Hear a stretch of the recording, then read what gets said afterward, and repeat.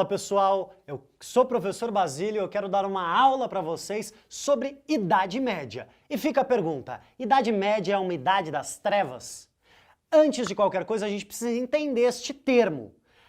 Para a gente estudar história, os historiadores, aqueles que estudam e pesquisam e escrevem a história, eles muitas vezes criam certos períodos para explicar muitos eventos que acontecem que têm alguma similaridade. Idade Média, médio significa meio. Ué, mas a Idade Média estaria no meio do quê? Entre a chamada Antiguidade Clássica, Grécia e Roma, e o chamado Renascimento Cultural do século XV. Teoricamente, outro momento de racionalidade. Perceba só, eu falar que algo está no meio de dois momentos racionais é como se eu falasse a Idade Média não foi lá tão racional. Os homens do século XV falaram que estes 1000 anos entre a queda de Roma e o Renascimento foram um momento de trevas. Essa é uma visão carregada de preconceito. Aquelas pessoas lá na frente olharam para trás e falaram: esse período foi mau, esse período foi trevas. Essa é uma visão complicada, porque simplifica, porque limita 1000 anos de história. E em 1000 anos de história, muita coisa aconteceu. E é um pouco isso que eu quero conversar com vocês nesta aula. Sobre 3 formas diferentes de organização social e política que existiram nesta chamada Idade Média. E aí, ao final, a gente vai pensar junto. Trevas, luz, diversidade. Vamos lá. Esta chamada Idade Média começa quando o Império Romano, aquele império centralizado, aquele império que controlou todo o Mediterrâneo, começa a entrar em crise. A crise romana vem desde o século XIII, crise do escravismo, faltou escravizados, Roma começou a ter problemas internos. E para Roma tentar sobreviver, Roma vai se dividir entre Império Romano do Ocidente, cuja capital era Roma, e Império Romano do Oriente, cuja capital era Constantinopla, que ficava ali perto da Ásia, na atual cidade de Istambul, na Turquia. Pense em geografia, pense no mapa da Europa, Europa e Ásia estão ali lado a lado. Então o Império Romano tentou sobreviver por meio de uma cidade chamada Constantinopla. Roma cai, Constantinopla não. O Império Romano do Oriente permanece de pé e ele vai ter o nome de Império Bizantino. Os bizantinos então são os romanos, que não são tomados pelos povos bárbaros, pelos povos germânicos. O mundo oriental permanece de pé na cidade de Constantinopla. Então olha só, trevas, mas Roma está ali de pé naquela cidade. Além disso, quais as características do Império Bizantino?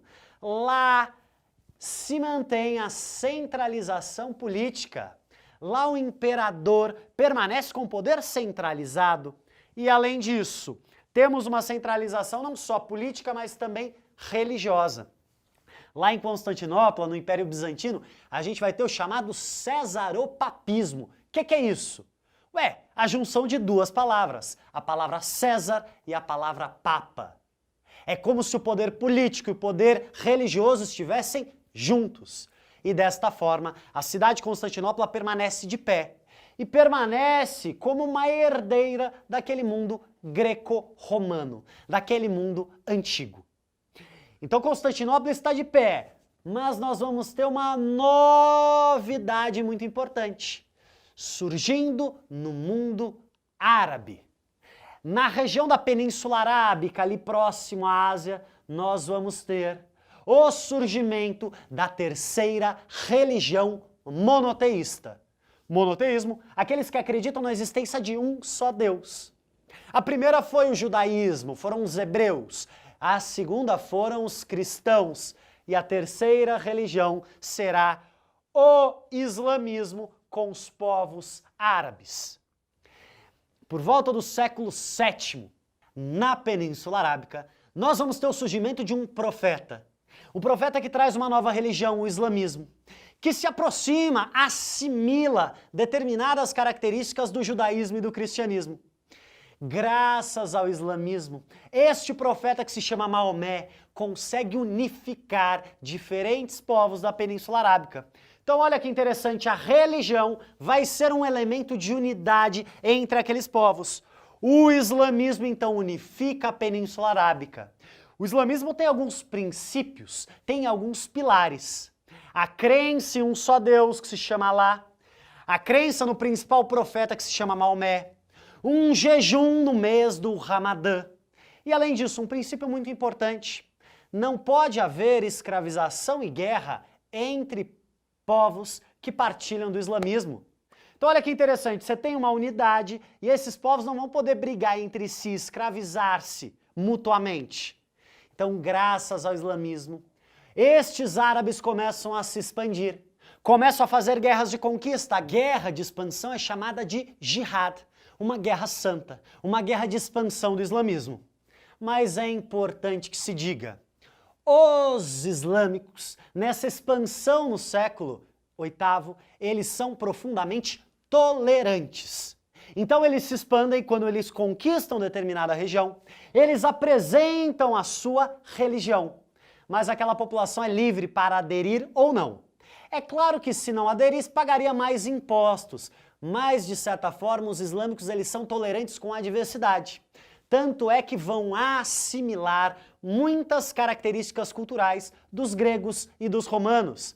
É muito importante a gente ter essa perspectiva, porque o nosso mundo hoje, ele é profundamente preconceituoso e ele associa muitas vezes islamismo à intolerância.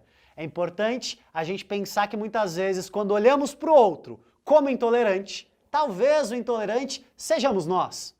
O islamismo então se expande por todo o Mediterrâneo, se expande pelo norte da África, se expande pela Ásia e chega até mesmo à Europa. Os islâmicos tomam a Península Ibérica, atual território de Portugal e de Espanha. Então perceba que interessante, Império Bizantino em Constantinopla, Império Árabe Muçulmano em quase todo o Mediterrâneo. E vamos voltar à Europa Ocidental, nós temos o catolicismo se consolidando.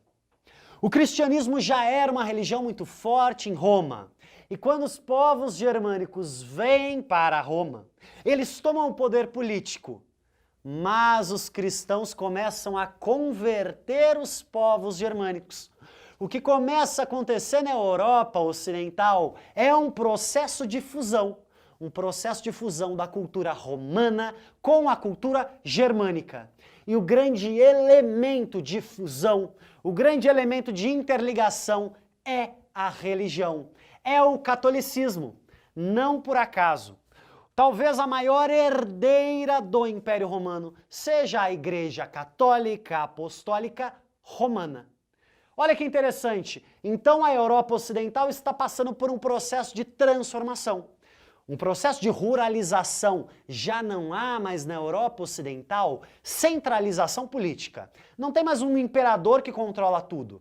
Pelo contrário, a Europa Ocidental vai ser marcada pela fragmentação política.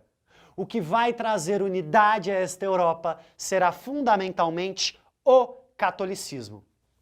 Olha só que interessante, diferentes formas de se organizar a vida, todas elas muito próximas da religiosidade. Seja o cristianismo bizantino, que vai dar origem à atual Igreja Ortodoxa, seja o islamismo, por meio dos povos árabes, ou seja o catolicismo na Europa Ocidental. Diferentes formas de se existir. Será que a gente pode chamar o diferente de trevas? Ou será que a gente precisa enxergar o diferente como uma possibilidade de existência? Ao invés de negar o que é diferente, por que a gente não procura aprender um mundo novo de possibilidades?